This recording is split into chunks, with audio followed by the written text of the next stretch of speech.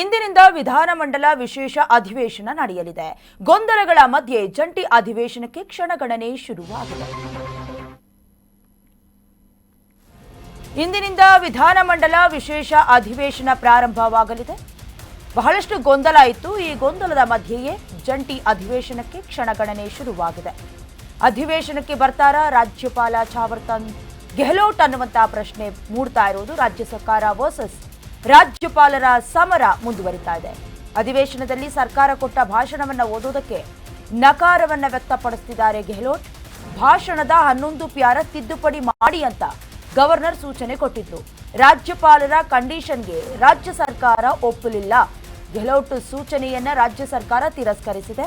ಸರ್ಕಾರ ಏನು ಬರ್ಕೊಟ್ಟಿದ್ಯೋ ಅದೇ ಭಾಷಣವನ್ನ ಓದಬೇಕು ಅಂತ ಪಟ್ಟನ್ನ ಹಿಡಿದಿದೆ. ಇಂದಿನಿಂದ ವಿಧಾನಮಂಡಲದ ವಿಶೇಷ ಅಧಿವೇಶನಕ್ಕೆ ಕ್ಷಣಗಣನೆ ಶುರುವಾಗಿದೆ. ಈಗಾಗಲೇ ವಿಧಾನಸೌಧ ವರ್ಸಸ್ ಲೋಕಭವನ ಅನ್ನುವಂಥ ರೀತಿಯಲ್ಲಿ ಜಟಾಪಟಿ ಕೂಡ ಶುರುವಾಗಿರೋದು. ಇದರ ಮಧ್ಯೆ ಕ್ಷಣಗಣನೆ ಶುರುವಾಗಿದೆ. ಏನೇನು ವಿಚಾರಗಳು ಪ್ರಸ್ತಾಪ ಆಗ್ತವೆ ಅಂತ ಮುಖ್ಯವಾಗಿ ಈಗ ರಾಮ್ಜಿ ಅನ್ನುವಂಥ ಹೆಸರನ್ನ ಬದಲಾವಣೆ ತಂದ ನಂತರದಲ್ಲಿ ಬಹಳಷ್ಟು ಚರ್ಚೆಗೂ ಕೂಡ ಗ್ರಾಸವಾಗ್ತಾ ಇರೋದು. ಹಾಗಾಗಿ ಅಧಿವೇಶನಕ್ಕೆ ಇವತ್ತು ಗೆಹ್ಲೋಟ್ ಅವರು ಬರ್ತಾರಾ ಅನ್ನುವಂಥ ಪ್ರಶ್ನೆ ಕೂಡ ಮೂಡ್ತಾ ಇರೋದು. ನಿನ್ನೆ ರಾತ್ರಿ 10 ಗಂಟೆಯವರೆಗೂ ನಾಳೆ ಬರ್ತಾರಾ ಅಥವಾ ಇಲ್ವಾ ಅನ್ನುವಂಥ ವಿಚಾರಕ್ಕೂ ಕೂಡ ಸ್ಪಷ್ಟನೆ ಸಿಗಲಿಲ್ಲ. ಹೀಗಾಗಿ ಏನಾದರೂ ಇವತ್ತು ಜಂಟಿ ಅಧಿವೇಶನದಲ್ಲಿ ಭಾಗವಹಿಸುವುದಕ್ಕೆ ರಾಜ್ಯಪಾಲರು ನಿರಾಕರಿಸಿದ್ರೆ ಕಾನೂನಾತ್ಮಕ ಹೋರಾಟಕ್ಕೆ ಮೊರೆ ಹೋಗೋದಕ್ಕೆ ಈಗಾಗಲೇ ಅಡ್ವೊಕೇಟ್ ಜನರಲ್ ಶಶಿಕಿರಣ್ ಶೆಟ್ಟಿಗೂ ಕೂಡ ನಿನ್ನೆ ರಾತ್ರಿಯೇ ದೆಹಲಿಗೆ ತೆರಳುವಂತೆ ಸೂಚಿಸುವ ಮೂಲಕ ಸರ್ಕಾರ ಎಲ್ಲ ರೀತಿಯ ಸಾಧ್ಯತೆಗಳನ್ನು ಕೂಡ ತೆಗೆದುಕೊಂಡಿದೆ. ಅಂದರೆ ಎಲ್ಲ ಪ್ರಿಪರೇಷನ್ ಕೂಡ ಮಾಡ್ಕೊಳ್ತಾ ಇದೆ. ಮುಖ್ಯವಾಗಿ ಭಾಷಣ ಮಾಡಬೇಕು ಅಂದ್ರೆ 11 ಪ್ಯಾರವನ್ನ ತಿದ್ದುಪಡಿ ಮಾಡಬೇಕು ಅಂತ ಈಗಾಗಲೇ ಗವರ್ನರ್ ಕೂಡ ಸೂಚನೆಯನ್ನ ಕೊಟ್ಟಿದ್ದಾರೆ. ಬಟ್ ಅವರು ಒಪ್ಕೊಳ್ಳುವಂತೆ ಕಾಣಿಸ್ತಾ ಇಲ್ಲ. ಏನು ನಾವು ಬರ್ಕೊಟ್ಟಿದ್ದೀವಿ ಭಾಷಣದ ಸ್ಟ್ರಾನ್ಸಾ ಅದನ್ನೇ ಓದಬೇಕು ಅಂತ ಪಟ್ಟು ಹಿಡಿದಿದ್ದಾರೆ. ಆದರೆ ರಾಜ್ಯಪಾಲರಿಗೂ ಕೂಡ ಅವಕಾಶ ಇದೆ, ಅದನ್ನು ಓದಬಹುದು, ಕೈ ಬಿಡಬಹುದು. ಆದರೆ ರಾಜ್ಯಪಾಲರು ಮಾತ್ರ ಭಾಷಣದಲ್ಲಿ ಅಥವಾ ಅಧಿವೇಶನದಲ್ಲಿ ಭಾಗವಹಿಸಲೇಬೇಕಾಗತ್ತೆ. ಆ ಭಾಷಣವನ್ನು ಮಾಡೋದು ಬಿಡೋದು ಅವ್ರಿಗೆ ಬಿಟ್ಟಂತ ವಿಚಾರ.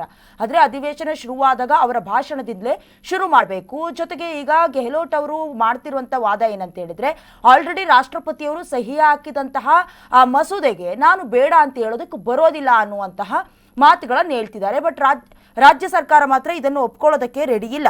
ಸರ್ಕಾರ ನಾವೇನು ಬರ್ಕೊಟ್ಟಿದ್ದೀವಿ ಅದನ್ನ ಓದಬೇಕು, ಆ ಭಾಷಣವನ್ನೇ ಮಾಡಬೇಕು ಅಂತ ಪಟ್ಟು ಹಿಡಿದಿರೋದು. ಜಂಟಿ ಅಧಿವೇಶನದ ಭಾಷಣದಲ್ಲಿ ರಾಮ್ಜಿ ಕಾಯ್ದೆಯ ವಿರುದ್ಧ ಕೆಲವೊಂದಷ್ಟು ಪ್ಯಾರಗಳು ಅಡಕವಾಗಿದೆ. ರಾಷ್ಟ್ರಪತಿಗಳು ಅಂಕಿತ ಹಾಕಿರುವ ರಾಮ್ಜಿ ಕಾಯ್ದೆಯ ವಿರುದ್ಧ ಅವರಿಂದ ನಾಮನಿರ್ದೇಶನವಾಗಿರುವ ರಾಜ್ಯಪಾಲರು ಮಾತನಾಡೋದಕ್ಕೆ ಬರೋದಿಲ್ಲ. ಆಲ್ರೆಡಿ ಸೈನ್ ಬಿದ್ದಿದ್ದಾಗಿದೆ. ಹಾಗಾಗಿ ಇವ್ರಿಗೆಲ್ಲೋ ಒಂದು ಕಡೆ ಕನ್ಫ್ಯೂಷನ್. ಜೊತೆಗೆ ನಾನು ಬೇಡ ಅಂತ ಹೇಳಿದ್ರೆ ರಾಷ್ಟ್ರಪತಿಯಿಂದ ಅಂಗೀಕಾರವಾದಂತಹ ಮಸೂದೆಗೆ ಈಗ ನಾನು ಬೇಡ ಅಂತ ಹೇಳೋದಕ್ಕೆ ಆಗೋದಿಲ್ಲ ಅನ್ನೋದು ಗೆಹ್ಲೋಟ್ ಅವರ ವಾದ. ಬಟ್ ಈ ಮಧ್ಯದಲ್ಲಿ ರಾಜ್ಯಪಾಲರ ಭಾಷಣವನ್ನ ಸಿದ್ಧಪಡಿಸೋದು ಮಾತ್ರ ರಾಜ್ಯ ಸರ್ಕಾರದ ಅಧಿಕಾರ. ಸಚಿವ ಸಂಪುಟ ಸಿದ್ಧಪಡಿಸಿರುವ ಭಾಷಣವನ್ನ ರಾಜ್ಯಪಾಲರು ಓದಬೇಕಾಗತ್ತೆ. ಆದ್ರೆ 11 ಪ್ಯಾರೆಗಳನ್ನ ಯಾವುದೇ ಕಾರಣಕ್ಕೂ ನಾವು ಬಿಡೋದಕ್ಕಾಗೋದಿಲ್ಲ ಅಂತ ಸರ್ಕಾರ ಪಟ್ಟು ಹಿಡಿದಂತೆ ಕಾಣಿಸ್ತಾ ಇದೆ. ಈ ಬಿಗಿಪಟ್ಟಿನ ಹಿನ್ನೆಲೆಯಲ್ಲಿ ಇಡೀ ದಿನ ಸಂಧಾನದ ಪ್ರಹಸನದ ಹಲವು ಸುತ್ತಿನ ಸಭೆ ಆಯಿತು. ನಿನ್ನೆ ಮಾತುಕತೆಗೂ ಕೂಡ ಸಾಕ್ಷಿಯಾಯಿತು. ಕಾನೂನು ಸಚಿವ ಎಚ್.ಕೆ. ಪಾಟೀಲ್ ಅವರ ನೇತೃತ್ವದಲ್ಲಿ ರಾಜ್ಯಪಾಲರ ಮನವೊಲಿಕೆಗೆ ಬಹಳಷ್ಟು ಪ್ರಯತ್ನ ಮಾಡಿದ್ರು.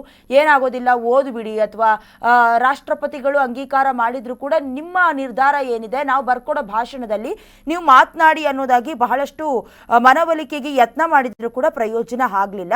ಇನ್ನು 11 ಪ್ಯಾರವನ್ನ ಕೈ ಬಿಡುವ ರಾಜ್ಯಪಾಲರ ಬೇಡಿಕೆ ಬಗ್ಗೆ ಕೂಡ ಮುಖ್ಯಮಂತ್ರಿ ಸಿದ್ದರಾಮಯ್ಯ ಅವರ ನೇತೃತ್ವದಲ್ಲಿ ಈಗಾಗಲೇ ಸಭೆ ಕೂಡ ನಡೆದಿದೆ. ಭಾಷಾ ಬಳಕೆಯಲ್ಲಿ ಒಂದಷ್ಟು ಬದಲಾವಣೆಯನ್ನ ಮಾಡಬಹುದು.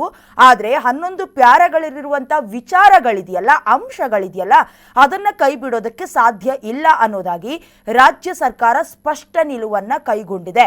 ಇನ್ನು ಗವರ್ನರ್ ಬರ್ತಾರಾ ಅನ್ನುವಂಥ ಪ್ರಶ್ನೆ ಕೂಡ ಬಹುಮುಖ್ಯವಾಗಿ ಕಾಡ್ತಾ ಇರೋದು. ಅಂದ್ರೆ ಇವತ್ತು 11 ಗಂಟೆಗೆ ಜಂಟಿ ಅಧಿವೇಶನವನ್ನ ಉದ್ದೇಶಿಸಿ ಮಾತನಾಡೋದಕ್ಕೆ ರಾಜ್ಯಪಾಲರಾಗಿರುವಂಥ ತಾವರ್ಚಂದ್ ಗೆಹ್ಲೋಟ್ ಅವರು ವಿಧಾನಸೌಧಕ್ಕೆ ಬರ್ತಾರಾ ಇಲ್ವಾ, ಈ ಪ್ರಶ್ನೆ ಕುತೂಹಲ ಬಹಳಷ್ಟು ಮೂಡ್ತಾ ಇದೆ.